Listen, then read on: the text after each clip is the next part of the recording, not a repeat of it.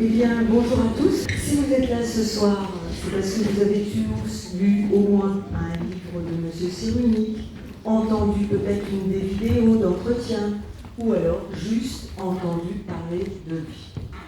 Moi, de mon côté, chaque fois que je rencontre quelqu'un qui me dit « Et c'est rare, qui est M. Cyrulnik ?» j'ai une toute petite formule pour faire bref.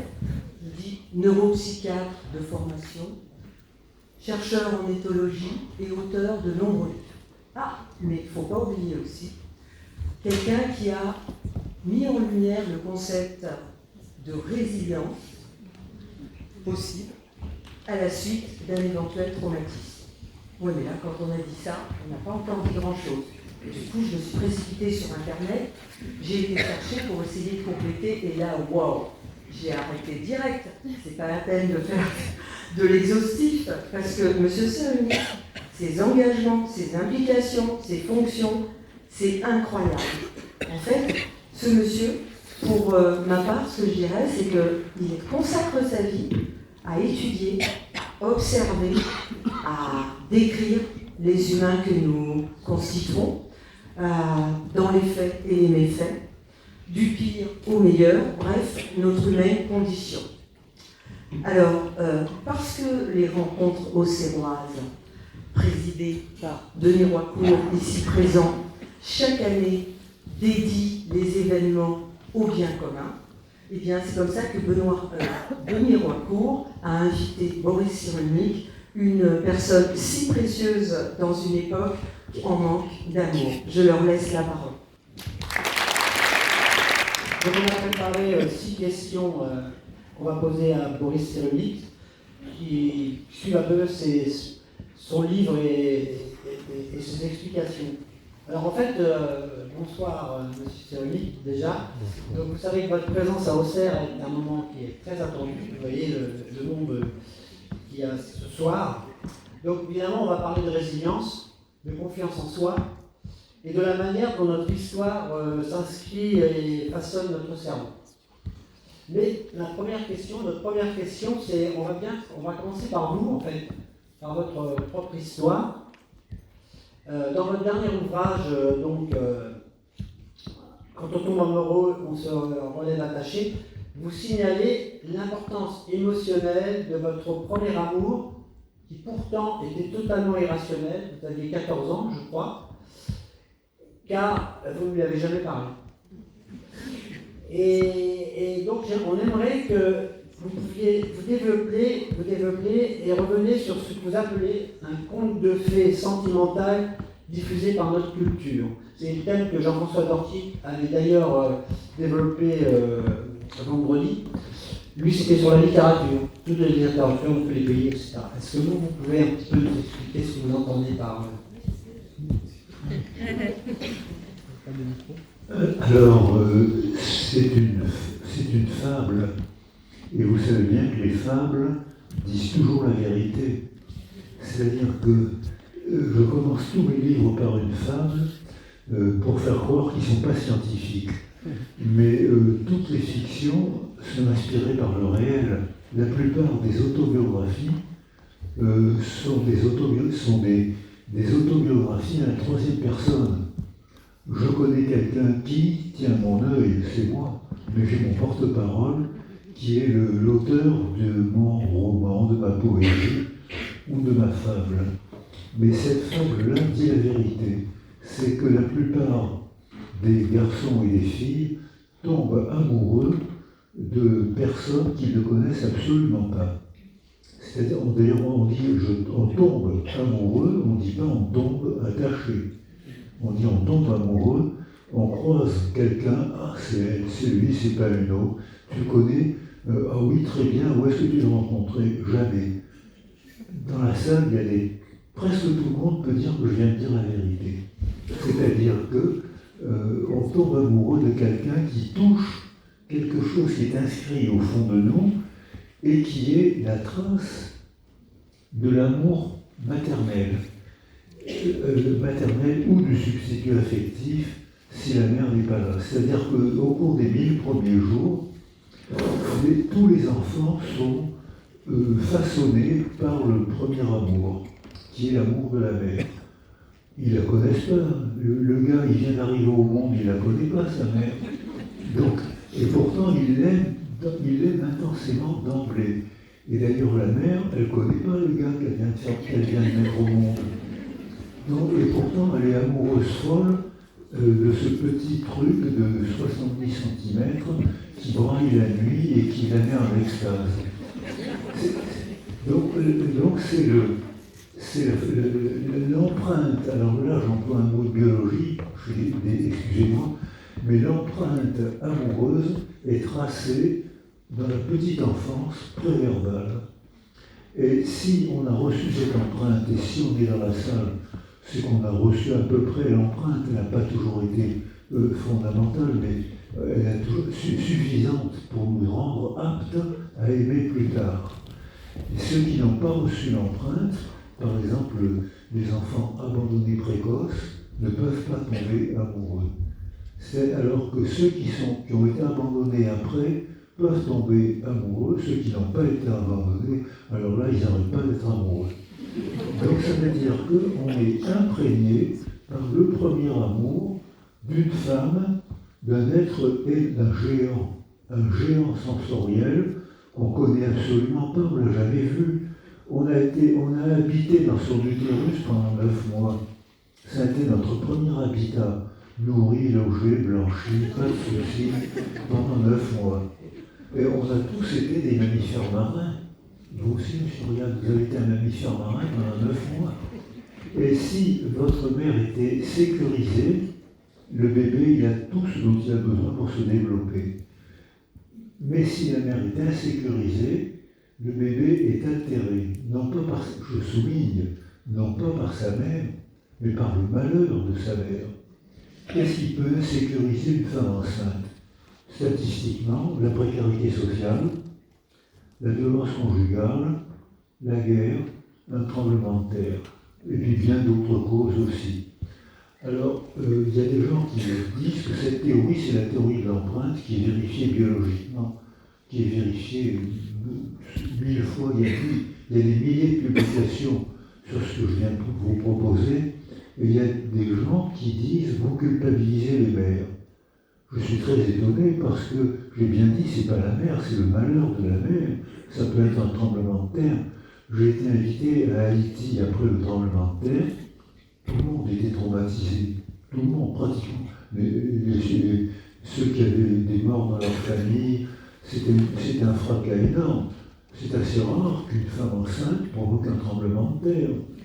Et n'empêche que, donc ça veut dire que quand les conditions de l'habitat, on a 3 habitats.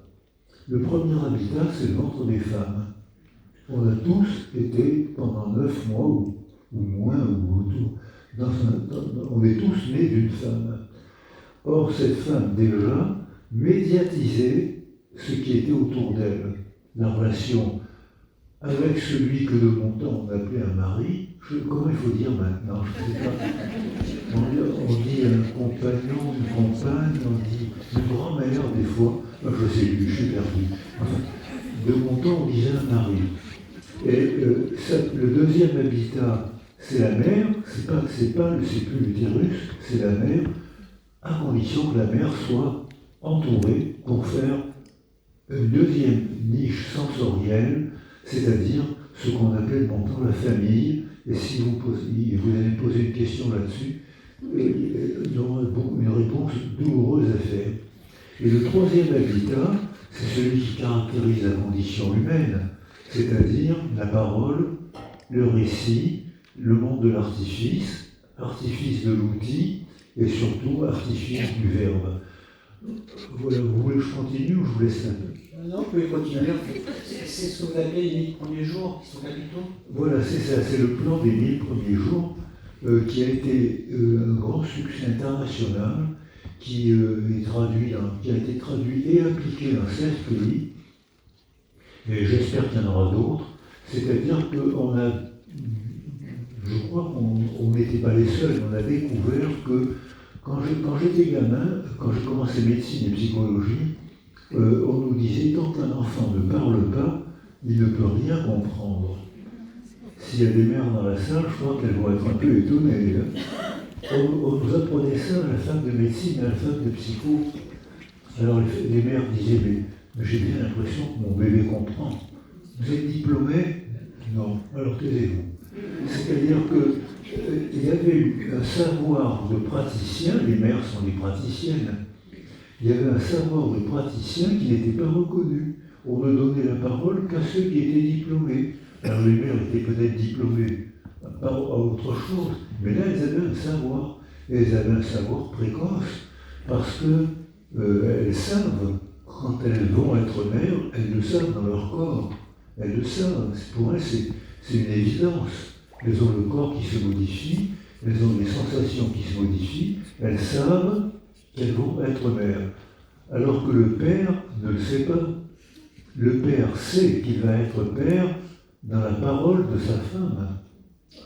Donc c'est totalement différent. La naissance des pères, c'est les femmes, quand elles vont mettre au monde un bébé, elles mettent au monde un père, par la parole. Or, ce que je viens de dire, c'est le 3e chapitre qu'on a remis au président, c'est ce qui caractérise la condition humaine, c'est-à-dire le monde des récits. Il y a beaucoup de cultures où le père n'est pas l'amant. J'entends le silence. C'est-à-dire que beaucoup de cultures africaines, beaucoup de cultures indiennes d'Amérique pensent que le père, c'est celui qui est responsable de l'enfant, c'est celui qui s'en occupe, c'est celui qui s'attache à l'enfant. Celui qui plante l'enfant, si vous permettez cette délicate métaphore, celui qui plante l'enfant, c'est l'amant. Et l'amant n'est pas forcément le père. Donc il y a une sagesse africaine qu'on retrouve chez les Indiens, mais qu'en Occident, on a complètement oublié.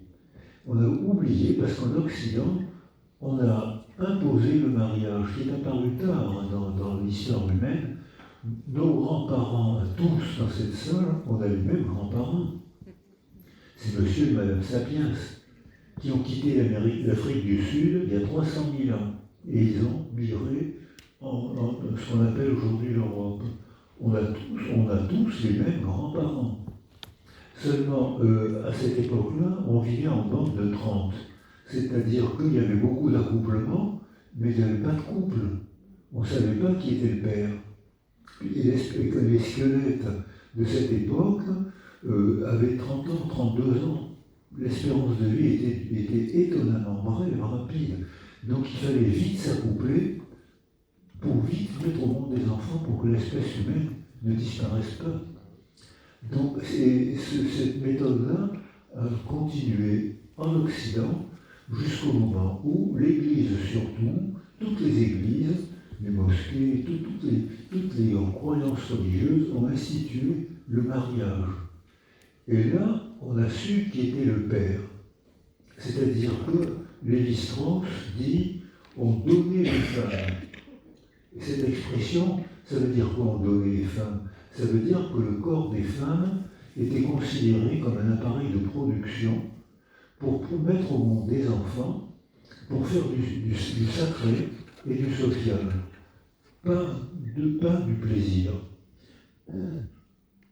On faisait du sacré, c'est-à-dire il fallait que les femmes mettent au monde des enfants, mettent au monde des âmes pour adorer Dieu, et mettre au monde des garçons, de préférence à des filles, pour faire la guerre ou pour travailler 15 heures par jour au fond des mines. Je suis né avant la Deuxième Guerre mondiale, j'ai connu 2 guerres. Et on apprenait aux petits garçons, vous ne traverserez pas la vie sans connaître 1 ou 2 guerres et plusieurs bagarres de rue. Et on entraînait les petits garçons à la violence. J'étais convaincu que ça ne réapparaîtrait jamais.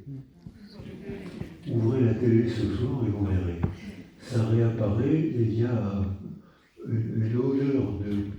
Pour l'instant, on n'est pas épargné, mais on a des retombées lointaines, alors que d'autres sont en première ligne. Donc on donnait les femmes pour faire du sacré et pour faire du social. On ne les considérait pas comme des personnes. Quand on regarde les Vénus Callipyge, Vous savez, ces statues du Paléolithique, on voit que elles sont, c'est pas des femmes, on ne voit que l'aspect nourricier des femmes. C'est pas des personnes. Elles ont des seins énormes, probablement pleins de lait. Elles ont des ventres énormes, probablement pleins de bébés. Elles ont des fesses énormes, probablement pleins d'aliments, de réserves, de graisse. Et on voit, pas dans toutes les Vénus, mais dans certaines Vénus, on voit l'endroit mystérieux par où la vulve, par où entrent les hommes et sortent les enfants. Les femmes sont des êtres magiques, elles le payent très cher. C'est-à-dire que quand elles mettent au monde des enfants, c'est des fées, et si quelque chose va mal, c'est des sorcières. Et vous savez bien que donc elles sont adorées et inculpées. Et on a démarré l'aventure sociale, l'aventure humaine, avec cette condition particulière, les femmes considérées comme des appareils de production. Je viens d'employer un terme marxiste, ça vous ennuie pas? C'est-à-dire que les femmes considérées uniquement par leur appareil de production et les hommes considérés uniquement pour leur aptitude à la violence. Depuis quand on considère que ce que je viens de dire est une bêtise énorme? Quelques générations.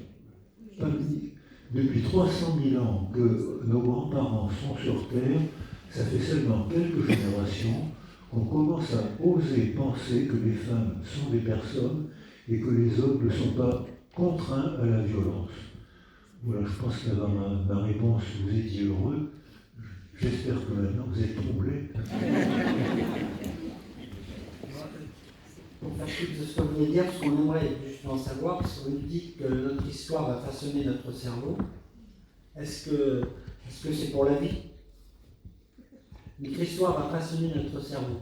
Alors, merci pour votre question, parce que dans une pensée déterministe, on est oui.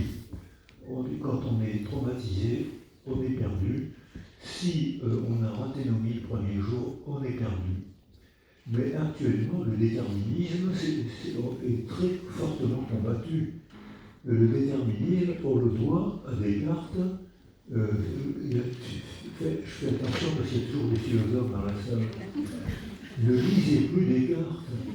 C'est-à-dire Descartes, le corps d'un côté, l'âme de l'autre. C'est impossible, c'est impossible. Le corps et l'âme, ce qu'on appelle Freud, il y a des gens dans la salle qui ont fréquenté Freud, hein. Enfin, au moins ses écrits.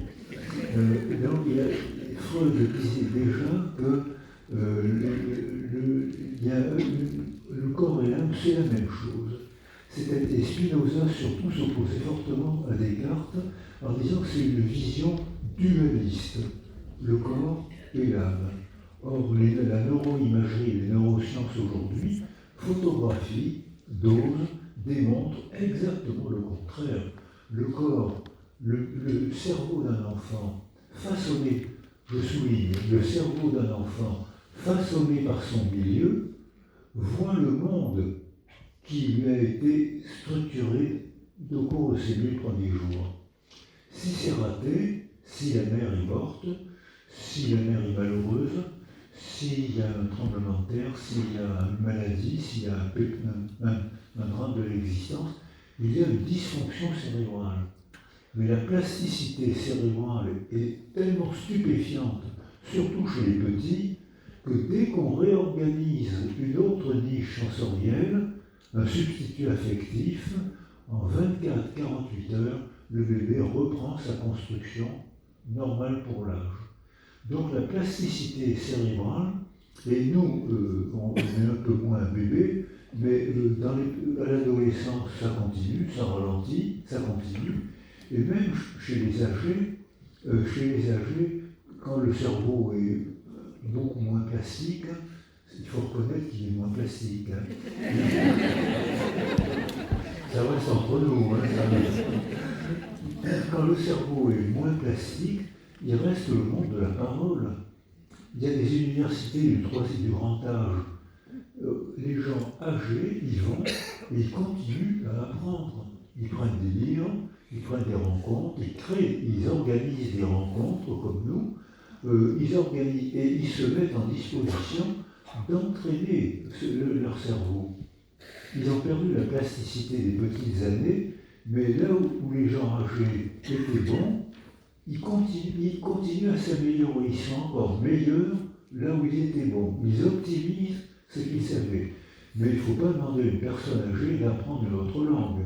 Alors là, vous êtes sûr de l'échec. C'est-à-dire qu'un bébé, tous les bébés du monde, quelle que soit la culture, quel que soit le niveau socio-culturel des parents, tous les bébés du monde apprennent à parler au cours de la 3e année. Mais l'environnement parolier du bébé dépend beaucoup du foyer parental. Il y a des familles où on ne parle pas, et dans ce cas-là, le bébé rentre en maternelle avec un stock de 500 ou 600 mots, et il y a des familles où on parle beaucoup, et le bébé entre en maternelle avec un stock de 1000 à 1500 mots. Devinez lesquels vont devenir bons élèves. C'est-à-dire que l'injustice sociale et l'injustice psychologique commencent avant la parole. Mais là, on peut agir. Ayant découvert ça, on peut agir, c'est-à-dire qu'on peut organiser intentionnellement un substitut, une niche sensorielle. Si la mère est malheureuse, on va la voir, on lui donne un substitut, on dit à son mari, à sa grand-mère, à sa copine, on dit à son entourez-la pour qu'elle soit un peu moins malheureuse, et on voit qu'à une vitesse stupéfiante, les bébés reprennent leur développement. J'ai fait les électroencéphalogrammes de mères qui consultaient pour syndrome psychotraumatique. Une population de 170 femmes enceintes qui consultaient d'elles-mêmes pour syndrome psychotraumatique ont mis au monde 170 bébés. Et tous ces bébés à qui on a fait une neuroimagerie, tous ces bébés avaient une dysfonction cérébrale, provoquée, je le redis volontairement, provoquée non pas par la mère, mais par le malheur de la mère sur laquelle on peut agir. Cette dysfonction cérébrale, alors on entourait la mère, les psychologues, les médecins, la famille, les copains, tout ce qui fait notre condition humaine, on entourait la mère dès que, je souligne, dès que la mère était sécurisée, en une nuit ou deux, l'électroencéphalogramme du bébé redevenait normal pour l'âge. Là, je suis assez content de ma réponse, j'arrive à dire. C'est-à-dire que c'est une plasticité étonnante. On a la possibilité d'agir sur ce malheur neurologique. Ce malheur neurologique est provoqué par le malheur de la mère, qui est provoqué par des désorganisations familiales ou sociales. On sait d'où viennent ces dysfonctions. Jusqu'à maintenant, j'entendais les stéréotypes qui disaient cerveau touché, cerveau foutu. J'étais interne à Paris, en neurochirurgie, on nous disait cerveau touché. C'est incroyablement faux, incroyable. Et il a fallu militer, argumenter pour démontrer que c'était faux. Maintenant, c'est totalement, pas totalement, c'est totalement admis. C'est-à-dire que quand on a compris ça, l'altération peut venir, parfois c'est génétique, mais les maladies génétiques, c'est une naissance sur 40 000. Statistiquement, un bébé qui arrive au monde, il est sain. Mais c'est vrai qu'il y a des maladies génétiques, il y en a 8 000. Mais 8 000 maladies génétiques, ça fait beaucoup, mais ça fait une naissance sur 30 ou 40 000. Mais quand ça arrive dans une famille, ça c'est bien sûr c'est 1000%. Donc l'anomalie peut venir de la génétique rarement, elle peut venir de l'épigénétique. Alors là, c'est quelque chose que j'ai appris en 1962, j'ai appris ça. Ça n'est pas du tout rentré dans la culture, et les jeunes neurologues et psy aujourd'hui retrouvent cette notion, c'est-à-dire que le malheur parental modifie la biologie des enfants. J'ai bien dit. Le malheur de la mère, mais on vient de découvrir aussi que le malheur du père modifie les spermatozoïdes ou les ovocytes. Donc le bébé se développe de manière particulière parce que sa mère et son père ont été malheureux. Et ça modifie donc la manière dont le bébé traite les informations et se développe. Je le redis volontairement, le malheur parental modifie la biologie de l'enfant. Et c'est ce qu'on appelle l'épigenèse. Il y a eu 2 prix Nobel là-dessus, mais je crois que ça en mériterait plus. Ça pose des problèmes politiques énormes. Ça pose des problèmes éducatifs, culturels et politiques énormes. La guerre, les guerres, il y a des rumeurs, ce qu'on entend de la guerre. On prend notre part, les jeunes sont angoissés. Si l'adaptation, c'est la réaction adaptée. On leur dit, tu vas peut-être subir ou avoir à faire la guerre. Je comprends qu'ils soient angoissés.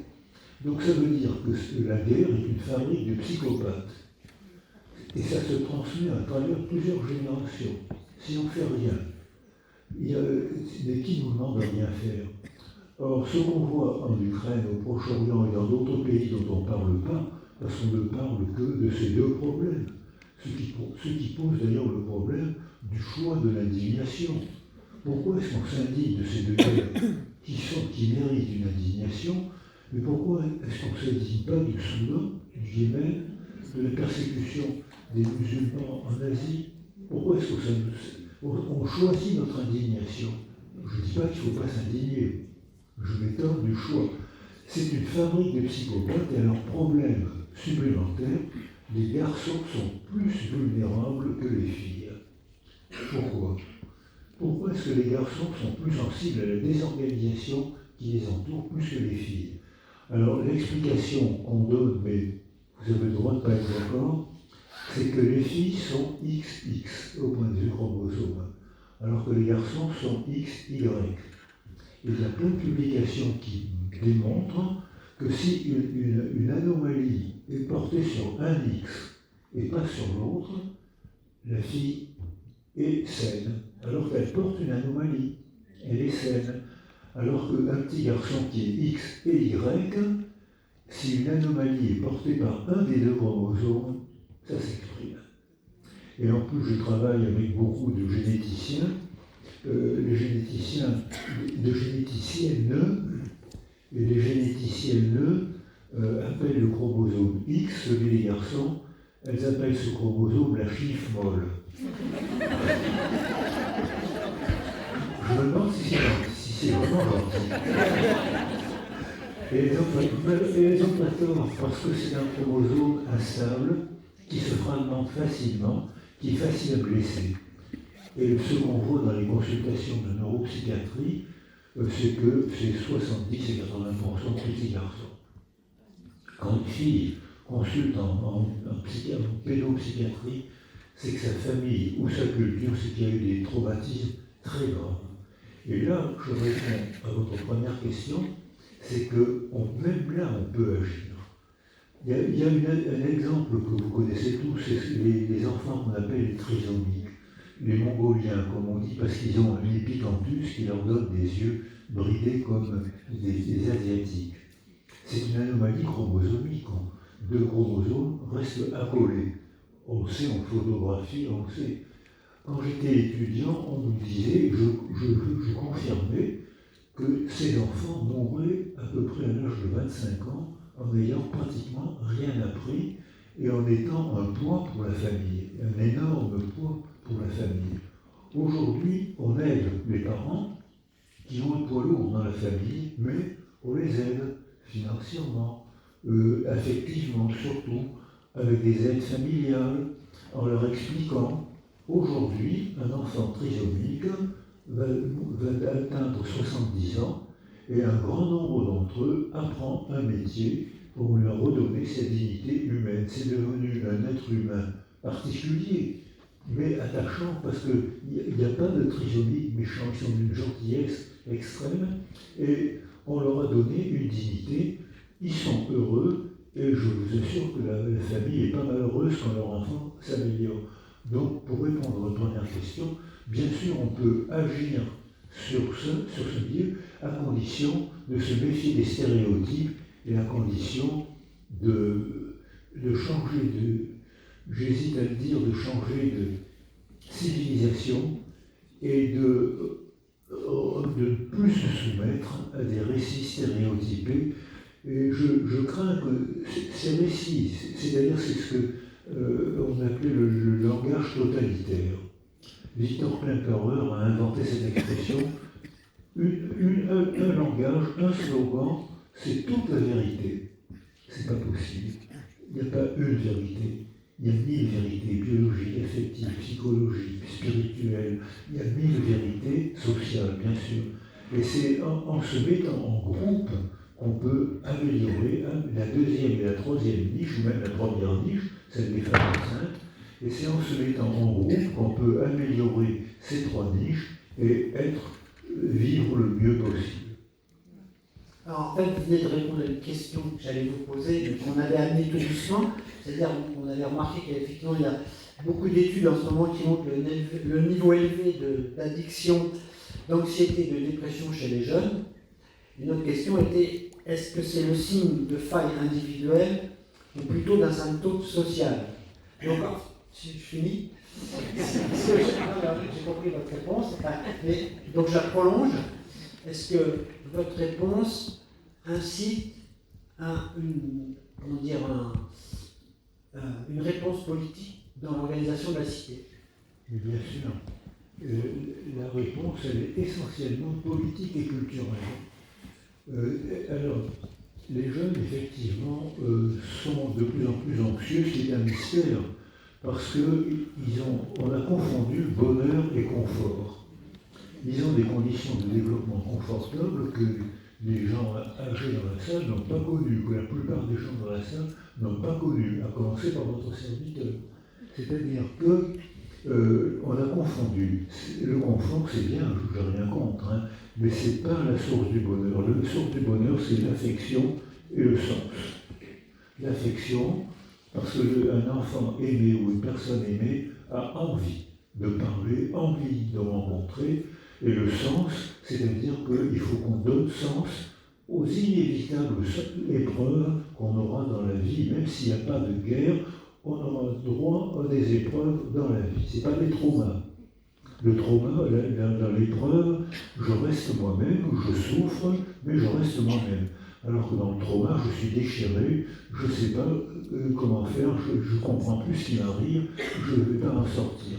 Or, quand une décision politique, sociale, culturelle organise une manière de vivre ensemble, une civilisation, une manière de vivre ensemble, on sait ce qu'il faut faire, mais ce n'est pas toujours facile à faire. Et puis il y a les accidents naturels aussi. Et puis il y a tout ce qui est transmis, les malheurs transmis par des générations précédentes qui nous transmettent une partie de leur malheur. Et puis surtout ce qu'on voit apparaître actuellement, c'est le réveil de démons que je croyais disparus. J'ai la vérité, je vais vous l'imposer. C'est une déclaration de guerre. C'est-à-dire qu'il n'y a pas d'altérité dans cette phrase. Donc là, les philosophes sont nécessaires. Les philosophes sont nécessaires uniquement pour nous faire douter. Et de façon à nous faire poser d'autres questions. Si par malheur on est convaincu d'avoir la seule vérité, c'est le langage totalitaire. Et le langage totalitaire est confortable, c'est ce que j'appelle le confort dans la servitude. C'est-à-dire qu'on n'a plus besoin de penser, le chef nous dit ce qu'il faut penser, on n'a plus besoin de douter, on a des certitudes. C'est fou ce que l'ignorance peut donner comme certitude. Quand j'étais gamin, à l'âge entre 20 et 25 ans, vous m'auriez posé une question, j'avais toutes les réponses. Aujourd'hui, je dis peut-être bien, oui, parfois, d'autres fois. Donc, plus on vieillit, plus on nuance. Alors que la certitude, moins on a de connaissances, plus on a de certitude. Si vous ne croyez pas, téléphonez à Trump.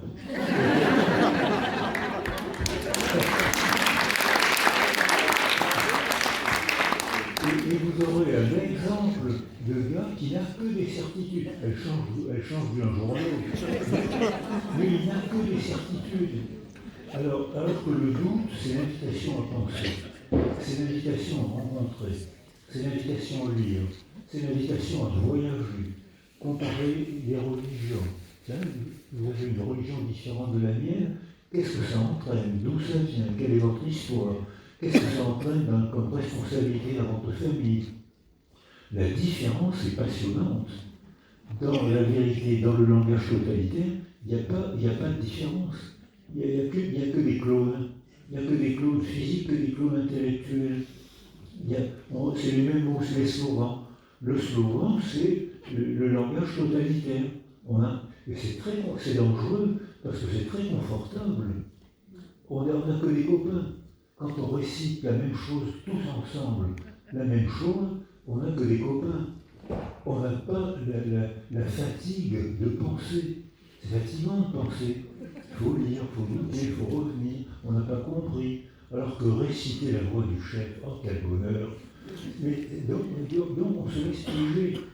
Et les gens malheureux se laissent piéger. Et là, je réponds à votre question. Chaque fois qu'il y a une désorganisation sociale majeure, il y en a tout le temps, chaque fois qu'il y a une désorganisation socio-culturelle, les jeunes surtout, sont anxieux. Parce qu'on ne leur donne pas de projet d'existence. Leur vie n'a pas de qu'est-ce que je vais faire au monde, pourquoi est-ce que je suis au monde, que je sois riche ou pauvre, c'est pareil, que je sois marié ou seul, c'est pareil. Et bien non, c'est pas pareil. Il y a une phrase que j'aime beaucoup, c'est pas une phrase, c'est une locution que j'aime beaucoup, ça vaut la peine. Ça vaut la peine. Travailler, ça vaut la peine. Réfléchir, c'est une peine. Je ne comprends pas ce qu'elle a écrit. Ça vaut la peine. Et ensuite, le sport c'est fatigant, ça vaut la peine. J'habite sur une corniche près de Toulon, il y a plein de joggeurs, comme j'en ai vu autour de Lyon tout à l'heure, ils ont bien raison. Quand on les regarde, qu'est-ce qu'ils font? Elles ont toutes des grimaces de souffrance. Elles sont fatiguées. Et elles rentrent chez elles prennent la douche et elles sont heureuses. Ça vaut la peine. Si on attend tout des autres, il n'y a pas de peine, ça vaut rien. Et là, on est en train de faire une culture de la démission qui fait que de plus en plus, on vote pour l'escroc qui nous dit « moi je sais où est la vérité, votez pour moi, je vais tout résoudre ». Et vous constaterez qu'aujourd'hui sur la planète, il y a un nombre de plus en plus grand de sociétés totalitaires où des tyrans ont été élus démocratiquement. C'est-à-dire que parce que les gens sont anxieux, quand ils sont anxieux, ils n'ont pas le plaisir de douter, le plaisir de se remettre en question, le plaisir de réfléchir, le plaisir de discuter avec quelqu'un qui n'est pas de votre avis.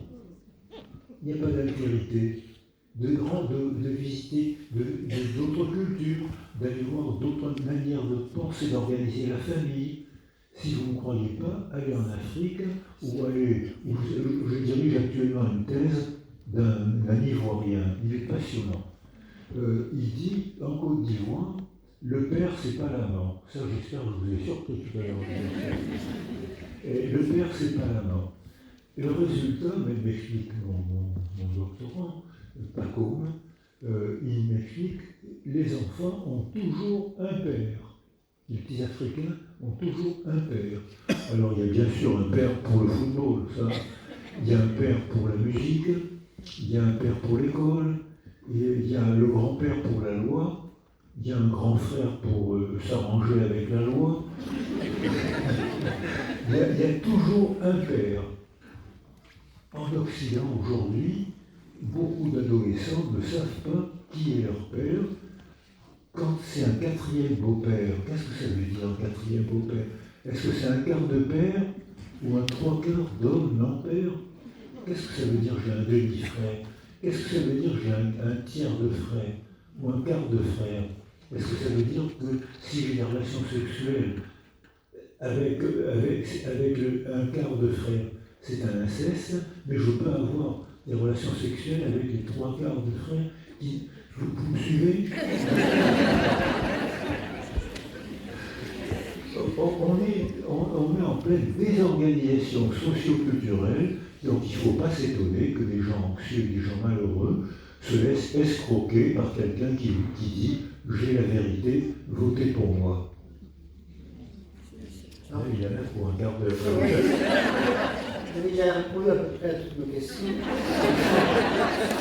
Alors, il y en a une qui est, c'est que vous avez écrit qu'on pourrait, enfin nous possédons les outils pour agir sur le réel, qui agit sur nous et nous façonne. Et donc, notre question, ça serait de plonger ça en quelle vision de l'école vous avez, par exemple, dans notre société? Qu'est-ce que l'école pourrait faire? Alors, oui, merci pour votre question, parce que avant de remettre le rapport au président actuel, j'avais remis d'autres rapports, et notamment un rapport à Jeannette Bourrat quand elle était secrétaire d'État. Et elle était bouleversée par les suicides d'enfants. Ce qu'on peut comprendre, surtout les conditions de suicide de petits garçons et de petites filles de 7-10 ans, c'est pas supportable. Et elle était bouleversée et je lui ai remis un rapport. Et beaucoup de ces enfants étaient anxieux, certains mignons bien sûr, et certains étaient désespérés de ne pas comprendre ce qu'il fallait faire. On leur disait pas, mais pour être fort dans la vie, il faut te muscler. Te muscler physiquement, te muscler intellectuellement, on appelle ça l'école, te muscler moralement, c'est-à-dire rendre visite à quelqu'un qui n'a pas la même couleur de peau que toi, qui n'a pas le même sexe que toi, qui n'a pas les mêmes conceptions que toi, et chercher à le comprendre, lui, l'elle, l'altérité. Dans un monde sans altérité, on est auto-centré, on ne peut rien comprendre, on ne peut que se balancer, comme je l'ai vu quand j'ai travaillé à Bucarest, à l'époque de Ceausescu, où pour des raisons politiques, pour des raisons économiques, Ceausescu obligeait les femmes à travailler 14 heures par jour pour rembourser la dette, les empêchait d'être maîtresses de leur ventre, les empêchait de prendre la pilule, d'avorter. Elles étaient surveillées pour qu'elles mettent au monde le plus d'enfants possible, et il n'y avait rien pour s'occuper de ces enfants. Donc, ces enfants étaient mis dans des hangars où j'ai vu qu'en France, on a appelé orphelinat, ce qui n'est pas le bon mot, c'était des mouroirs. Les Roumains qui s'occupaient très bien de ces enfants, les enfants ont survécu comme des orphelins. Là, c'était pas des orphelins, c'était des mouroirs. Et en plus, souvent, ce n'étaient pas des orphelins. Donc ces enfants privés d'altérité par une décision politique criminelle, Ceausescu, ils étaient tous terriblement altérés, terriblement. Il n'y avait pas d'altérité. Personne qui regardait, personne à qui sourire, personne à qui tendre les bras, personne avec qui babiler pour essayer d'apprendre à parler. La plupart de ces enfants ne savaient pas parler. Ils avaient des retards de langage énormes. Il n'y avait pas d'altérité. Ils faisaient que se balancer, et en cas d'émotion trop forte, ils s'auto-agressaient ou ils se tapaient la tête contre un mur, ou ils se tapaient, s'il y a forcément des éducateurs dans la salle, ils savent que quand un enfant est élevé à l'abandon affectif, il s'auto-agresse. Donc, les filles, stupeur, les filles actuellement, alors qu'en Occident, les femmes n'ont jamais été autant respectées qu'aujourd'hui, même s'il y a encore des progrès à faire, en 3 générations, il y a eu des progrès stupéfiants, les filles ne se sont jamais autant scarifiées et suicidées. C'est fou, c'est fou. Ça veut dire que c'est pas le confort c'est pas le bonheur. C'est ce qui est le bien-être ou alors le mot bonheur est très bien choisi. C'est la bonne heure. Ça dure un moment heureux. Mais on peut collectionner les moments heureux intentionnellement. On peut collectionner et mettre en place des petits bonheurs pour finir pour faire des moments heureux durables. Je suis très content de ma réponse, mais j'ai oublié une question. Avant de donner la parole à la salle, parce que là il doit y en avoir des tas de questions, je vais vous poser la mienne, puisque en fait, quand même, les rencontres, c'est la rencontre auxerroise du développement durable. Donc notre question, c'est, vous avez signé un manifeste pour une bataille culturelle pour une écologie populaire. Donc, pouvez-vous nous dire pourquoi? Qu'est-ce que vous entendez par l'écologie populaire? Alors, je viens de vous proposer une réponse. Tous les raisonnements que je vous ai proposés, c'est les raisonnements écologiques. Premier habitat, le ventre des femmes. Deuxième habitat, le foyer. Troisième habitat, la parole. Et on habite ça.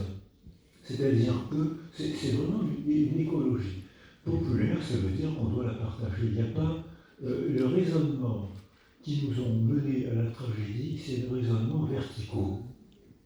Dieu, le prophète, le roi, le prince, les hommes, les femmes, les enfants, les animaux. On a passé la pensée paresseuse, c'est la pensée verticale, la hiérarchie. Quand on pense, comme je viens de le schématiser, il y a forcément des rapports de domination. Qui domine qui? Et tout le monde est malheureux, non seulement ceux qui sont dominés, mais les dominants ne sont pas heureux non plus. S'il y a des historiens dans la salle, ils vont vous raconter l'histoire des grandes familles. C'est une histoire d'une immense violence. Et pour accéder au pouvoir, on est prêt à se massacrer. Les femmes, pendant 300 000 ans, on a fabriqué du social en entravant les femmes et en héroïsant les hommes. Est-ce que c'était une bonne affaire d'héroïser les hommes? Quand on héroïse un homme, maintenant une femme, c'est qu'on le pousse au sacrifice. On héroïse en temps de guerre. Si vous ne croyez pas, regardez les monuments aux morts de la guerre de 14-18. Vous avez des villages entiers qui ont été massacrés, disparus, et la plupart de ces jeunes hommes tués à la guerre de 14-18, c'était des adolescents qui n'avaient pas le droit de vote. 1,5 million de jeunes gens ont été tués dans des conditions de torture terrifiantes, les tranchées, et ceux qui n'ont pas été tués sont rentrés chez eux avec un énorme syndrome psychotraumatique dont on ne savait pas faire le diagnostic. C'est-à-dire que ce n'était pas pensé. Le syndrome psychotraumatique a surtout été pensé après la guerre du Vietnam, où beaucoup de jeunes gens, les vétérans, ils avaient 30 ans, beaucoup de vétérans au Vietnam, ils se demandaient ce qu'ils faisaient là. C'était aussi une guerre d'une immense cruauté, et ils ne comprenaient pas, ça n'avait pas de sens pour eux. Pourquoi mettre le feu à un village de gens qu'on ne connaît pas? Ils l'ont fait. Pourquoi ces immenses cruautés, donc l'héroïsation des hommes, c'était une condamnation au sacrifice ou au travail 15 heures par jour au fond des mines. J'ai été médecin au chantier naval de la Seine, j'avais des patients qui voyaient la lumière du jour 2 mois par an. Ils rentraient dans les tubes des bateaux, des grands bateaux, avec une lampe frontale, un tube, ils devaient ramper pendant 10 heures, 8 à 10 heures par jour, ils rampaient avec un plan pour vérifier les câbles, les circuits électriques. Et ils voyaient la lumière du jour 2 mois par an. Ils étaient héroïsés. À quel prix? J'ai soigné, quand j'étais neurologue à l'hôpital de Toulon-la-Seine, j'ai accompagné des hommes qui mouraient de silicose, c'est-à-dire les poumons encrassés par le charbon, parce qu'ils étaient descendus à la mine à l'âge de 13-14 ans. L'entrave des femmes, on ne peut pas ne pas être d'accord. Elles n'avaient pas les mêmes droits que les hommes, donc bien sûr elles étaient entravées. Il y avait une injustice légale. C'était la loi qui était comme ça. Je peux vous faire une confidence? Oui, il n'y a personne. Mon épouse était médecin et on a fait nos études de médecine ensemble. Elle est nommée externe et elle touche son premier salaire. Et elle dit, elle était fière, je vais le mettre à la banque. Et le banquier lui dit, d'accord, demandez une autorisation à votre mari d'ouvrir un compte en banque. J'ai fait ça. J'ai donné à ma femme l'autorisation de... Oh, vous vous rendez compte. Mais l'autre jour, elle a gardé l'autorisation d'ouvrir le compte en banque. Et l'autre jour, elle me l'a ressorti. voyez comment sont les femmes, hein, ouais. C'est fou que j'ai connu ça. C'est fou. Eh bien, on a fait une culture autour de ça. Alors, je réponds à votre question. Le raisonnement verticaux, c'est les raisonnements de hiérarchie, les rapports de domination où tout le monde est malheureux. Les raisonnements écosystémiques, c'est qu'on doit se mettre autour d'un sujet, le bébé, la femme, une maladie, un club de sport. Autour d'un sujet, on doit faire converger différents éclairages, différentes causes. Et c'est ce qu'on nous reproche, c'est ce qu'on nous reproche. C'est-à-dire que nos publications actuelles, c'est la convergence de causes qui provoque un effet bénéfique ou maléfique.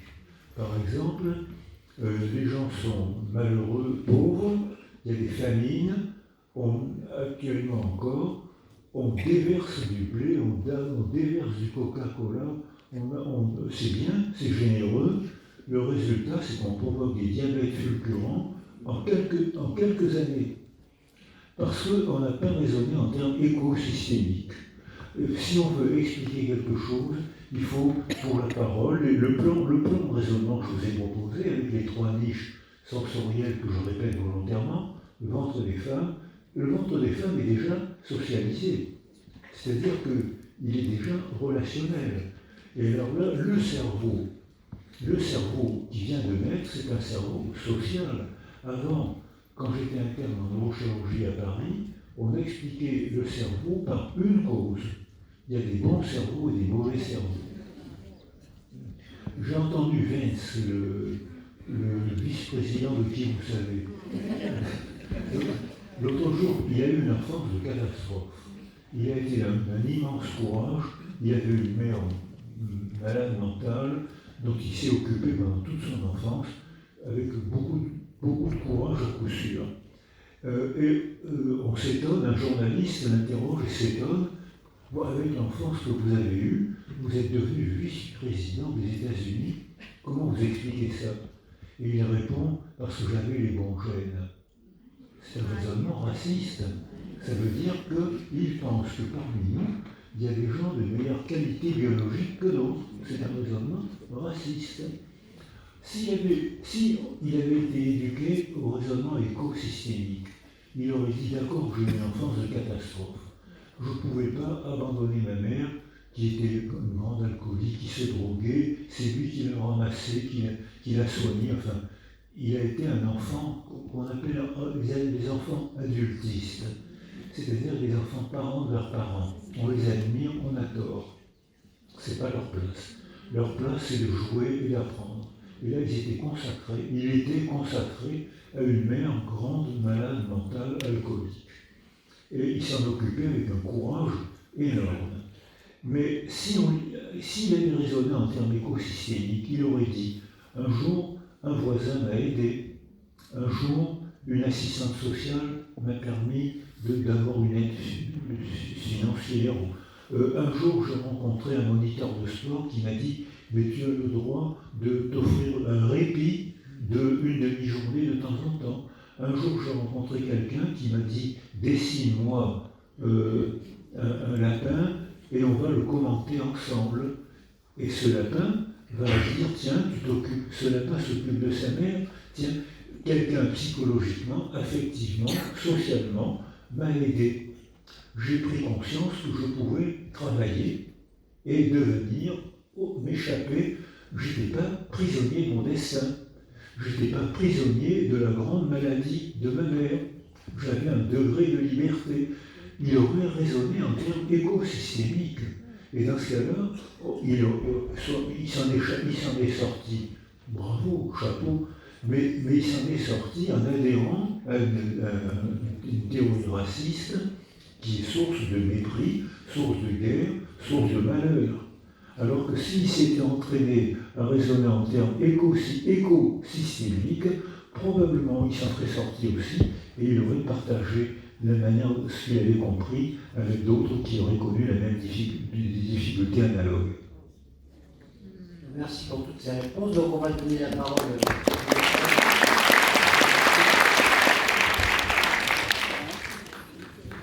s'il y a des questions, Bonjour.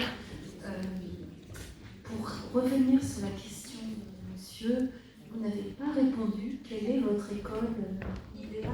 Comment concevez-vous l'école? Je pense qu'il y a pas mal d'enseignants. Heureusement que vous êtes là. Parce qu'en effet, j'ai répondu, mais j'avais oublié qu'il m'avait posé une question sur l'école. Merci. Alors, quand Jeannette Bourgoin m'a invité dans les pays d'Europe du Nord, j'ai été invité au Japon pour voir comment fonctionnaient les écoles. J'arrive en Finlande, à l'époque où les Finlandais étaient médailles d'or aux évaluations PISA, c'est-à-dire aux évaluations scolaires à 15 ans. Je vois un silence étonnant, que des sourires, et pas un cri. Et je suis invité à un cours de cuisine fait par les garçons. Les garçons faisaient des cours de cuisine dans le cadre scolaire et invitaient les filles et ont invité votre serviteur. Il faut développer les cours de cuisine à l'école. C'était excellent. Je bavarde avec les enseignants. Nous, on ne note pas avant l'âge de 11 ans. Pourquoi est-ce que vous notez si tard alors que nous, on met A+, on évite les notes, on évalue les enfants. Les familles évaluent très vite les résultats scolaires des enfants. Pourquoi la notation à 11 ans? Et ce dont je témoigne, tu n'as pas compris aujourd'hui, c'est pas grave, tu comprendras demain. Et c'est-à-dire que le fait de ne pas mettre la pression sur l'enfant, enlever l'angoisse de l'école, et l'angoisse, c'est ce qui inhibe et ce qui altère, empêche les bons résultats scolaires. C'est-à-dire qu'un gosse qui a peur de l'école, il est mauvais à l'école. Alors que là, tu n'as pas compris, mais c'est pas grave. On va jouer à apprendre. Et il y a des jeux tout le temps. Et c'est des jeux où les enfants ne sont pas tellement aidés en plus. Hein, ce dont je témoigne, c'est que il faut que tu fasses comme ça. Il y a une méthode, il y a une pédagogie. Il faut que tu fasses comme ça. C'est écrit dans le livre, ça vient des ministères de l'éducation, ça change tous les 3 mois, mais c'est écrit. Or, là, pas de méthode pédagogique, c'est le corps à corps. J'ai dirigé une thèse il n'y a pas longtemps, où Agnès Paumier, c'est ça, c'est la doctorante, prenait les enfants en difficulté scolaire, et au lieu de les centrer sur le résultat scolaire, les centrer sur la relation. Et elle montrait comment des tests géométriques, alors les mathématiques terrorisent les enfants, hein, mais là c'était des tests avec des cubes, des trous, il fallait des graphiques, et elle jouait avec les enfants. Alors quand les enfants mauvais en mathématiques ou en géométrie, dès que, un jour ou deux le lendemain, dès qu'ils étaient sécurisés, ils arrivaient à résoudre le problème mathématique. Ils jouaient à apprendre. Le contraire, alors j'ai été invité au Japon, j'ai beaucoup aimé le Japon, j'ai beaucoup aimé la culture japonaise, la gentillesse, la politesse extrême des Japonais. Enfin, je vais en dire du bien pendant une demi-heure, mais j'ai été effaré par leur école. 2 écoles. Une école obligatoire, l'école de l'État, et une deuxième école privée.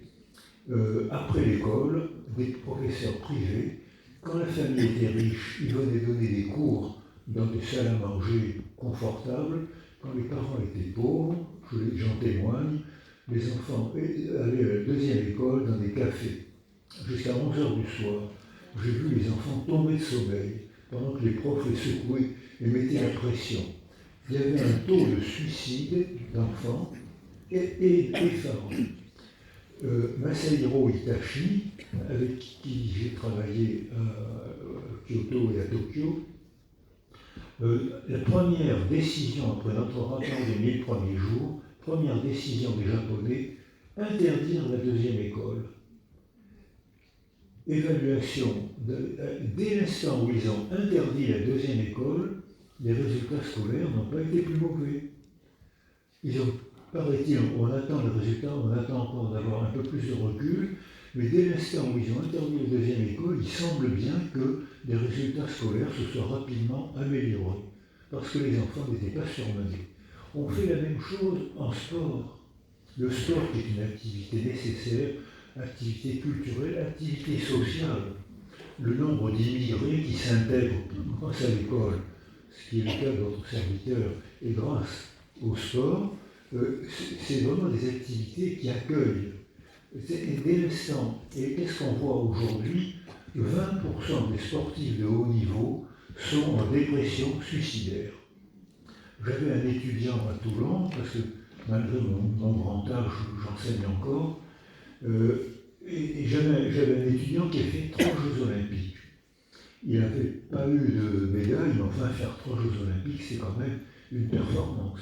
Il s'entraînait tellement intensément qu'il disait, après les Jeux Olympiques, je m'effondrais complètement, j'étais tellement honteux de moi-même que je n'osais pas, je me rasais en éteignant la lumière parce que je n'osais pas me regarder dans le miroir. Ici, c'est pas un pays de rugby, c'est le point faible d'Auxerre. C'est pas une terre de rugby. S'il y a des gens qui aiment le rugby dans la salle, je dis son nom parce qu'il en a fait un livre, un Mazo, qui est un 3/4 centre magnifique, d'une élégance physique, rapide, d'une gentille. Il a écrit un livre, c'est pour ça que je dis son nom, Mort debout.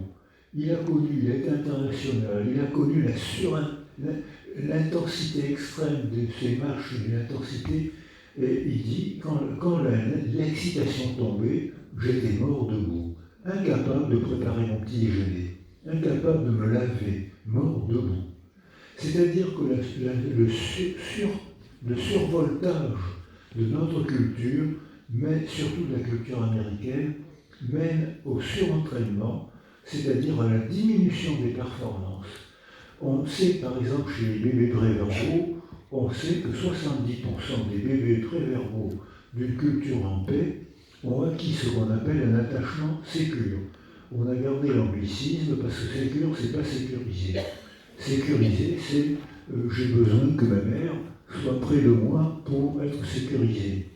Sécure, si ma mère va travailler ou s'occupe d'elle, elle reste dans ma mémoire, elle reste dans mon cœur, dans le style affectif que j'ai acquis à son contact. Elle peut partir, je suis sécure. Sécurisée, j'ai besoin qu'elle soit tout le temps là pour me gripper à elle. Donc ces deux notions, le mot sécure d'ailleurs maintenant il est devenu français, alors qu'avant il existait dans le français. Donc ça veut dire qu'on sait ce qu'il faut faire, c'est des méthodes. Le ralentissement n'est pas une diminution des performances. Les sportifs qui se surentraînent, dépriment violemment, font des fractures de fatigue, des fractures osseuses, des fractures de fatigue, ont des comportements d'échec, ils se punissent ou ils tombent, ils sont malades, ils ne sont pas attentifs, ils diminuent leur performance physique et leur performance intellectuelle. Donc cette école du sprint n'est pas la bonne réponse. Alors il y a déjà des pays, les Finlandais qui ont fait leur réforme il y a 10 ans, montrent que 10 ans, alors eux ils ont des évaluations qu'on attend des Japonais, mais eux ils ont des évaluations. En 10 ans après, disparition pratiquement totale des suicides d'enfants, diminution énorme des phobies scolaires, diminution et amélioration, maintien, ils sont toujours médailles d'or ou médailles d'argent aux évaluations PISA, alors qu'ils travaillent 2 fois moins. De plus maintenant, depuis une petite fille qui arrive au monde aujourd'hui, elle sera pratiquement centenaire. Alors si elle perd 1 an ou 2, qu'est-ce que ça peut faire? Elle aura encore 98 ans à tirer. Alors que les bébés américains qui vivent dans un stress constant, les Américains parlent fort, se déplacent à toute allure, crient, rient, le bruit américain, c'est très différent. J'aime beaucoup l'Italie, et il y avait beaucoup de touristes américains. Quand les touristes américains entraient dans un wagon, on entendait des cris, l'odeur de chewing-gum et des cris et tout.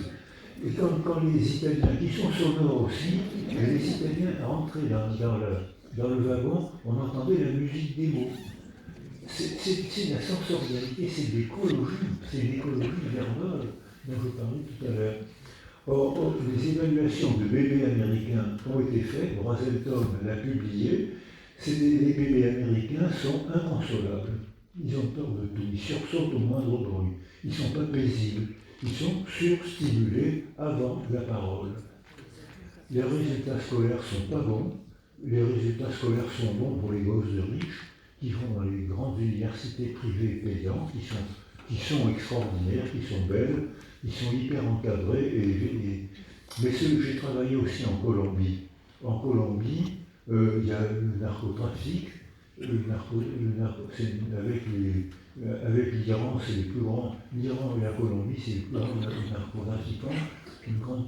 Une grande partie de leur argent vient de ce qu'on leur donne. On leur donne la richesse, c'est nous qui leur donnons avec le pétrole et la drogue qu'on leur achète. Donc dans ces cultures-là, les Colombiens mettent leurs enfants, les trafiquants colombiens mettent leurs enfants dans des lycées français qui sont excellents, qui ne sont pas surstimulants, qui sont excellents. Les pères sont tellement riches grâce au narcotrafic qu'ils payent les 120 000 $ par an de Harvard, et le monde entier est gouverné par des gosses qui n'ont pas volé leur diplôme, ils ont appris parce que leur père était narcotrafiquant. Donc, vous voyez la morale de l'histoire. Actuellement, les bébés américains sont tous en état de stress, d'insomnie, et les Américains donnent des médicaments pour soigner ce qu'ils ont provoqué. Ils donnent de la Ritaline à des bébés survoltés qu'ils ont survoltés. Et ils donnent de la Ritaline pour calmer les bébés qu'ils ont excités. Donc,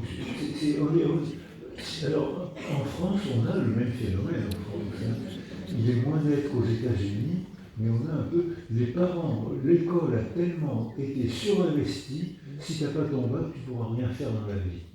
L'école a été tellement surinvestie que les enfants portent l'angoisse de maman ou de papa. Quel résultat t'as eu? Maman, j'ai une mauvaise note. Ah, c'est le drame. Ben non, c'est pas le drame.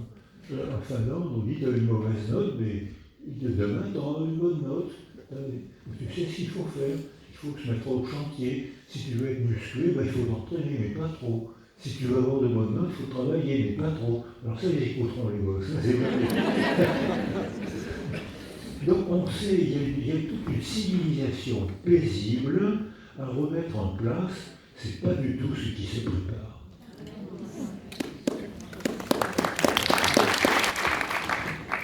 Oui, bonjour. Je vais peut-être vous plonger dans un vieux souvenir. Il y a une vingtaine d'années, vous avez participé à un documentaire sur France Télévisions qui commentait une réplication de l'expérience de Stanley Milgram de soumission à l'autorité, fameuse expérience où on soumettait des gens à un test pour voir jusqu'où ils pouvaient administrer les chocs électriques, etc. Et là, c'était dans les conditions de la télévision. Et vous aviez été longuement interviewé sur le thème les participants à cette expérience avaient subi un traumatisme. Et vous expliquiez, non, ils avaient participé à une expérience. Et que ce n'était pas la même chose. Et qu'en fait, il faut pouvoir traverser des expériences pour se connaître, etc. Est-ce que vous pouvez commenter un peu plus ça? C'est un peu mystérieux et en même temps assez fort. Oui, merci. Parce qu'il y avait un écho dans votre micro. Alors oui, c'est une expérience fondamentale qui a été faite après la Seconde Guerre mondiale, qui montre que Milgram, qui montrait à quel point quand on se soumet à un chef autoritaire, on peut aller très loin. On peut même aller jusqu'à torturer ou tuer. Il ne faut pas oublier que en période de guerre, j'en ai connu deux, quand vous tuez un homme en période de guerre, vous êtes décoré. Quand vous tuez le même homme en période de paix, vous êtes condamné. Le sens qu'on donne dépend du contexte. C'est pas en soi tuer un homme, c'est un crime. C'est le sens des données par le contexte culturel. Alors Milgram, qui avait été effaré par la Shoah, Je suis étonné qu'il ait été effaré par la Shoah parce que on a mis longtemps à en parler. Dans notre culture française, le déni a été énorme. Alors j'entends les journalistes dire que c'est le déni de réalité. C'est pas ça du tout. Le déni de réalité, c'est le schizophrène qui dit la pesanteur n'existe pas, je vais partir par la fenêtre. Voilà, ça c'est le déni de réalité. Alors que le déni psychologique, c'est ça m'angoisse, allez on parle d'autre chose. Mais oui, c'est fini tout ça. Eh bien non, c'est pas fini. Le déni protège de l'angoisse et empêche d'affronter le problème. Milgram, effaré par la Shoah, dont on parlait très peu à cause du déni culturel de la France, on en parlait très peu.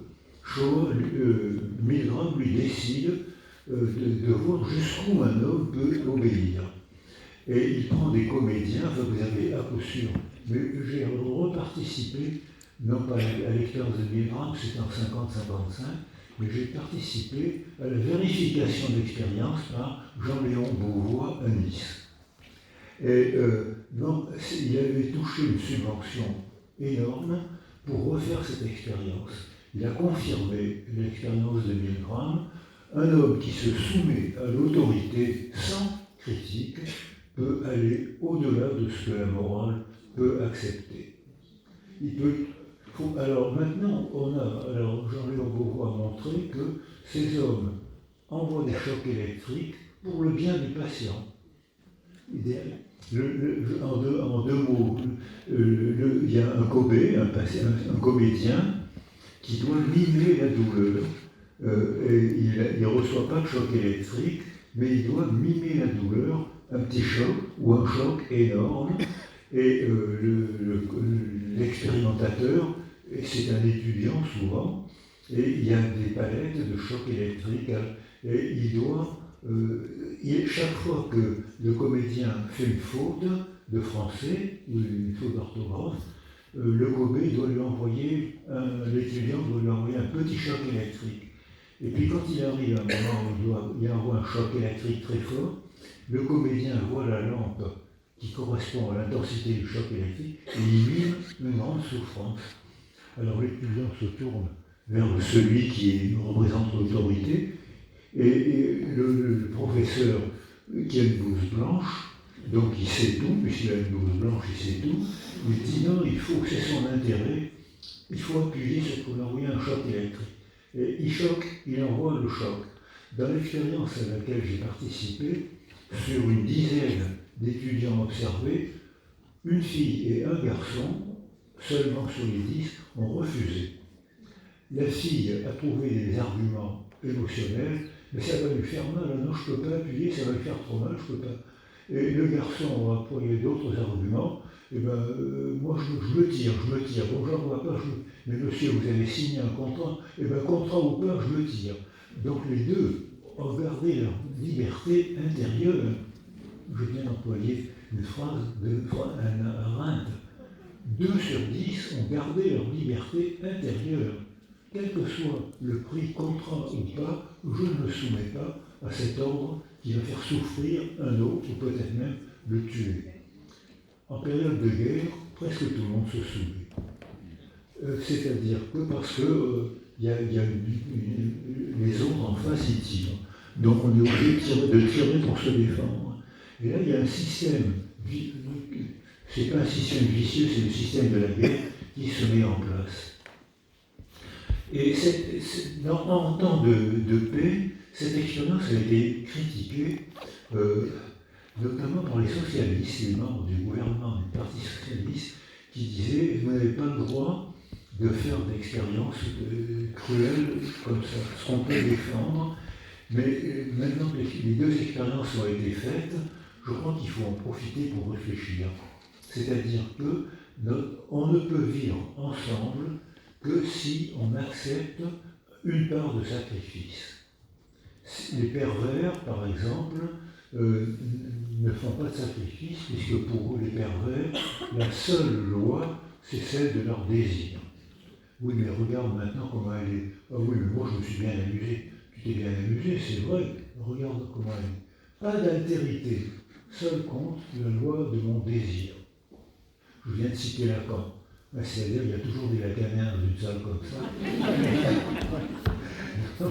Mais donc, c'est bien dit, c'est bien vu, c'est ça.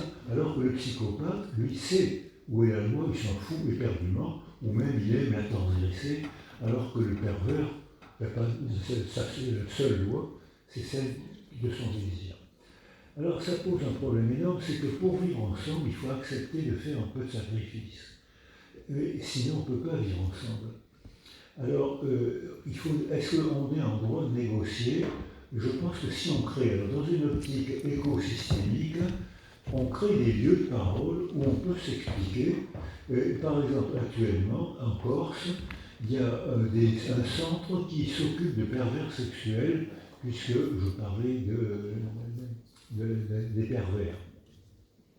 C'est un milieu assez ouvert, mais ils doivent commenter et ils doivent écouter ce que les autres ont fait.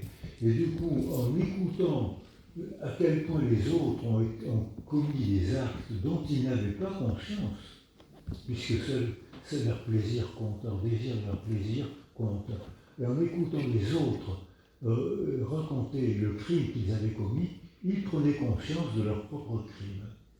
C'est la fonction du théâtre. Le théâtre grec jouait sur la scène les problèmes de la cité. C'est-à-dire que les comédiens étaient les porte-paroles des problèmes de la cité. L'inceste, les étrangers. Les Grecs avaient rapidement résolu le problème des étrangers. Il suffisait qu'ils apprennent à parler grec pour devenir grecs. Dès l'instant où ils parlaient grec, ils étaient grecs. Donc ils étaient accueillis très vite et très bien. Et en revanche, le théâtre grec et puis le théâtre tout court, il y a eu énormément de problèmes d'inceste joués sur la scène. Il y en a encore aujourd'hui. Il y a des films, il y a des livres, il y a des romans. C'est quelque chose qui est difficile à dire.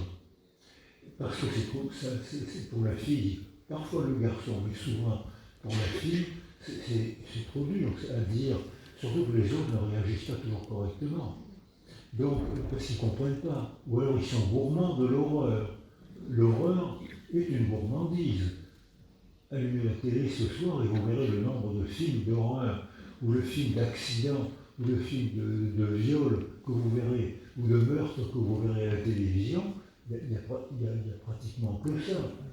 C'est-à-dire que l'horreur est une gourmandise. Mais lorsqu'on peut parler et commenter, comme l'invite le théâtre, comme l'invite un théâtre démocratique, si on peut commenter, à ce moment-là, on peut prendre conscience de ce qui s'est passé. Mais ce n'est pas ce qui se passe dans les régimes totalitaires où la culture est combattue. Je disais, dans les régimes totalitaires, les premiers budgets sacrifiés, c'est la culture et l'école. C'est les deux premiers, c'est pas sérieux, c'est les deux premiers budgets sacrifiés. Donc on peut soulever des problèmes de conscience, c'est ce qu'on fait. C'est pour ça que j'avais accepté de participer à l'expérience de Beauvoir. On peut soulever des problèmes de conscience à condition qu'on puisse ensuite en débattre. Et là, il y a un lieu le théâtre devient un lieu de démocratie à condition de pouvoir en débattre. Bonsoir. Vous avez dénoncé la pensée verticale. Ne craignez-vous pas que votre présence ici en soit une forme? Oui, mais bien sûr. La preuve, c'est que j'espère que beaucoup de gens ne sont pas d'accord avec tout ce que j'ai dit. Parce que s'ils étaient d'accord avec tout ce que j'ai dit, ça veut dire qu'ils me donneraient un pouvoir totalitaire. Donc j'espère qu'il faudrait maintenant qu'on puisse se retrouver en petits groupes et qu'on se dispute. Mais alors, ce que je viens de dire, ça a été fait de manière culturelle. Les Indiens, quand Cortés est arrivé en Amérique du Sud, les Indiens n'étaient pas considérés comme des êtres humains. Ils n'avaient pas la même couleur de peau que les Espagnols. Ils avaient des idoles, alors que les Espagnols avaient le vrai Dieu. Tous les colonisateurs ont employé cet argument. Ils avaient des idoles, donc on pouvait tuer les Indiens, ce n'était pas un crime, puisque ce n'étaient pas des hommes. On pouvait les atteler, on pouvait les exploiter sans les payer, les esclavager. Et puis, les Espagnols avaient mis en place ce qu'ils appelaient la disputation, les disputations. C'est-à-dire la plus célèbre disputation, c'est la disputation de Valladolid. Et à la disputation de Valladolid, mon ami Jean-Claude Carrière avait fait une pièce de théâtre magnifique pour montrer comment la disputation était un lieu de démocratie. Et là, donc les prêtres se disputent, ils ne sont pas d'accord. Il y a celui qui dit mais non, ils n'ont pas d'âme, regardez les idoles qu'ils aiment, regardez la couleur de leur peau, comment voulez-vous qu'ils aient une âme? Non, et puis un autre prêtre dit mais non, ils ont une âme, et si, alors la conséquence, alors le prêtre qui disait ils n'ont pas d'âme se fâche, et il y avait les Indiens qui assistaient à la disputation. Le prêtre qui disait « ils n'ont pas d'âme » se fâche, et dans sa colère, il se lève, et il tombe, et il roule, il avait une robe, c'est un prêtre, et il roule cul par-dessus tête, et on lui voit ses fesses. Et les Indiens éclatent de rire. Paf! On a la preuve qu'ils ont une âme, parce que le rire, c'est le propre de l'homme. Et ils ont donc, il y a eu à ce moment-là, il y a eu un vote, et à ce moment-là, les Indiens ont eu une âme de justesse. Dès l'instant où les Indiens avaient une âme, on ne pouvait plus les atteler, on ne pouvait plus les tuer, c'était un crime. On ne pouvait plus les atteler, c'était un esclavage. Dès l'instant où ils avaient une âme, il fallait les baptiser. Et là, vous trouvez le merveilleux livre de Vercors, Le silence de la mer, où Vercors, linguiste, dit mieux que ce que je viens de dire, mais un petit livre très agréable à lire, il le démontre exactement comme ce qui s'est passé à la disputation de Valladolid. Le théâtre, la culture, le roman sont une forme de démocratie à condition qu'il y ait la pluralité et qu'on puisse se disputer. Donc pour se disputer, le lieu de la dispute idéale après le théâtre, c'est le restaurant. Allez au restaurant. Juste, alors, pas de question, je voudrais vous discuter justement. Ici à Auxerre, on a Guiraud et on n'a pas Mazot. Et Guiraud a écrit un livre qui s'appelle Le Fou de foot. Et dans ce livre Fou de foot, il parle des mêmes souffrances que Mazot. Il parle des souffrances de celui qui court après le résultat, qui court après l'image, qui est dans le non-contrôle et dans l'épuisement. Et ce sprint professionnel, effectivement, l'a amené dans un état dépressif majeur qui décrit, et qui est exemplaire, et il a eu le courage de l'écrire avec quelqu'un de chez vous, c'est Eugène Sacomano, et ça a permis à beaucoup de gens d'oser dire qu'ils étaient malades et qu'ils pouvaient se soigner, et qu'ils pouvaient à partir de là réajuster leur mode de fonctionnement pour continuer d'exister professionnellement. Ça, c'est vous discuter. Maintenant, sans vous discuter, vous avez dit et illustré le fait que réparer la mer, réparer la souffrance de la mer, réparer le malheur de la mer, ça permettait de réparer le cerveau de l'enfant. Et vous avez fait le parallèle avec la personne âgée, vous êtes allé. Et aujourd'hui, effectivement, les personnes atteintes de maladie d'Alzheimer, mis dans des conditions sécures, dans des conditions de stimulation, qu'on leur prête la possibilité de penser, les IRM faits montrent qu'il y a des atrophies hippocampiques qui régressent et une neurogénèse qui se met en place sur le même modèle. Qu'est-ce que vous pouvez nous en dire? Alors oui, merci pour cette question qui est un peu technique, mais avec plaisir. La découverte majeure dans notre spécialité, la neurologie, la neuropsychologie, la condition humaine, ça a été la plasticité du cerveau structurée par le milieu extérieur. Ça, beaucoup de gens n'arrivent pas à comprendre ça. La première fois, j'ai appris que le cerveau était dans sa boîte crânienne. Aujourd'hui, on parle de cerveau social, cerveau relationnel. En 1982, Hubel et Wiesel, deux physiologistes américains, prennent une population de chatons, mettre un cache sur l'œil gauche, et en sacrifiant le chaton, ils constatent une atrophie occipitale droite. Une autre population a un cache sur l'œil droit, quand la population chaton est sacrifiée, il y a une atrophie occipitale gauche.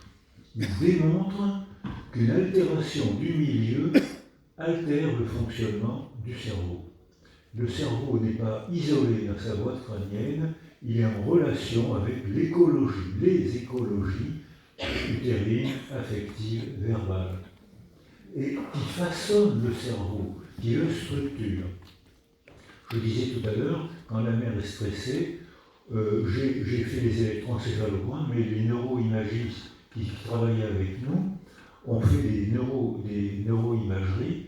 Tous les bébés de mères stressées avaient une atrophie des 2 lobes préfrontaux, qu'on voyait sans difficulté, et une atrophie du système limbique, socle neurologique de la mémoire et des émotions, qui était plus difficile à voir, que les techniciens pouvaient voir, et il a fallu attendre la neuroimagerie fonctionnelle pour voir que l'atrophie des 2 lobes préfrontaux n'inhibait plus l'amygdale du rhinencéphale qui est à la base du cerveau, qui était hypertrophiée, multipliée par 10. Or, l'amygdale, c'est le socle neurologique des émotions insupportables de haine, de colère, d'angoisse, de mélancolie. C'est-à-dire que, là encore, une altération relationnelle, une altération du milieu écologique, sensoriel, verbal, affectif, altère le cerveau selon les différences de son anatomie. Comme je l'ai proposé tout à l'heure, c'est récupérable, il faut, si on s'y prend à temps, et si on propose des substituts verbaux ou affectifs, ce qui est parfois très facile, mais ce qui souvent n'est pas fait. Alors, ça entraîne, même sur le plan politique, sur le plan socioculturel. Isaac Fried, qui a été invité à Paris dans un centre qui s'occupe des publications scientifiques pointues, a montré qu'il y a dans le cerveau 2 faisceaux. Un faisceau de récompense qui passe à la face inférieure du cerveau, qui est longitudinal, et un faisceau latéral qu'on appelle le faisceau de la punition. Enfin, c'est des mots pour parler vite. Hein. Or, quand dans un milieu totalitaire, il y a toujours le même récit, euphorique, on a la vérité, on sait d'où vient le mal. Le bouc émissaire, j'ai eu la chance de côtoyer René Girard, qui se disait anthropologue chrétien. Et c'était un homme adorable et qui a écrit un livre sur le bouc émissaire. Les boucs émissaires sont toujours les mêmes. Quand quelque chose, il y a une dysfonction sociale, une guerre, quand quelque chose ne va pas sur le plan social, la pensée paresseuse, c'est-à-dire la pensée totalitaire, trouve toujours les 3 mêmes boucs émissaires. Les étrangers, les juifs, les sorcières. Avec ces 3 boucs émissaires, il suffit de les tuer ou de les chasser et tout ira mieux.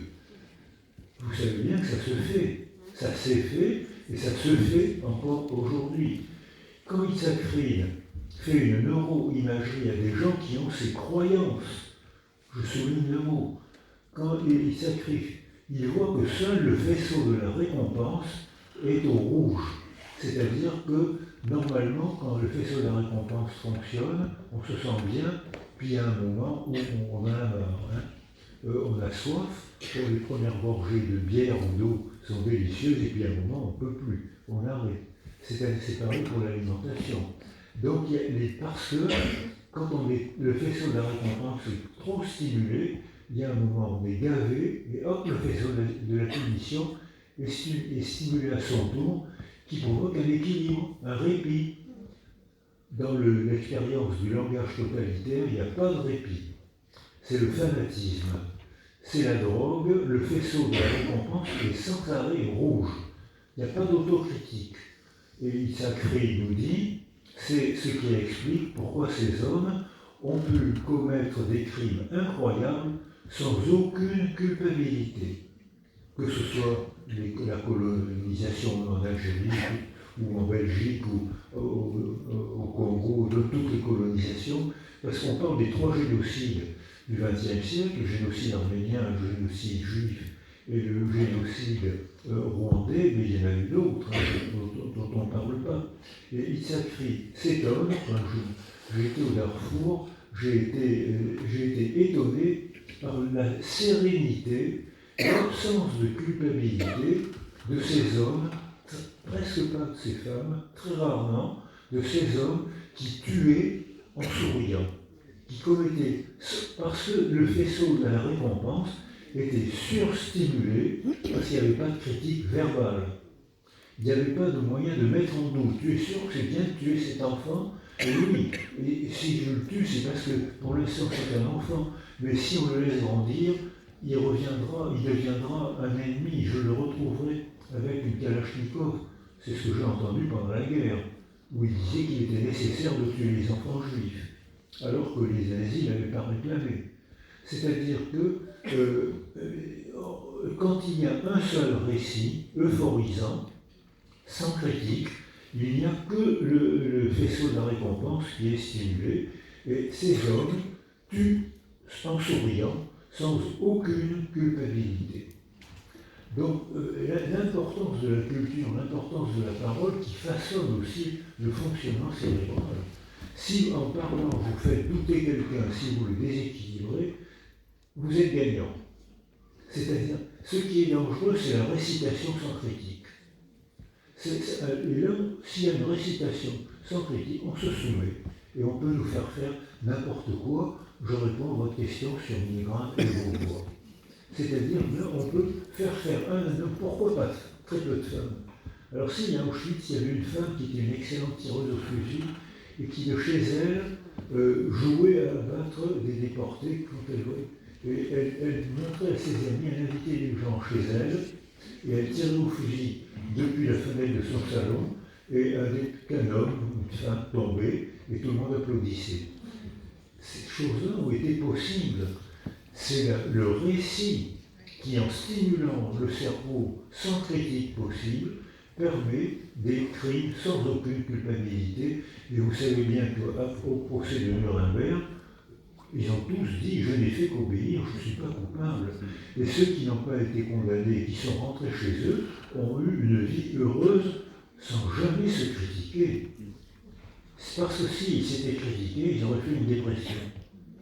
Donc ils ont eu intérêt à garder la pensée paresseuse. Donc c'est un piège qui nous attend tous.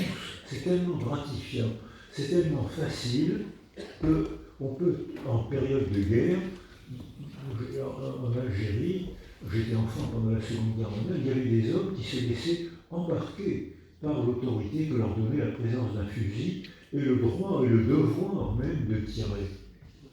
Ils se laissaient embarquer, ils étaient ivres, ils pouvaient très facilement, très peu garder le retrait. On se laisse entraîner en période de guerre, on peut très facilement se laisser entraîner par l'ivresse du pouvoir, puisque la guerre, c'est fait pour imposer son pouvoir à l'autre. Donc c'est des mécanismes verbaux qui ont une conséquence sur la fonction cérébrale et qui expliquent des crimes de guerre, des génocides ou la facilité de crimes de guerre. Voilà, je pense qu'avant ma réponse, vous étiez euphorique. Bonsoir. Le sujet de ce soir, c'était le monde en panne d'amour. Et je compléterai par d'intelligence émotionnelle. Et puisque votre fer de lance, votre clé, c'est la résilience, qu'est-ce que vous pourriez nous donner comme petite allumette pour rallumer et éviter cette idiocratie émotionnelle qui est devant nous au quotidien? Oui, merci pour votre question. L'amulette que je propose, c'est lisez les livres.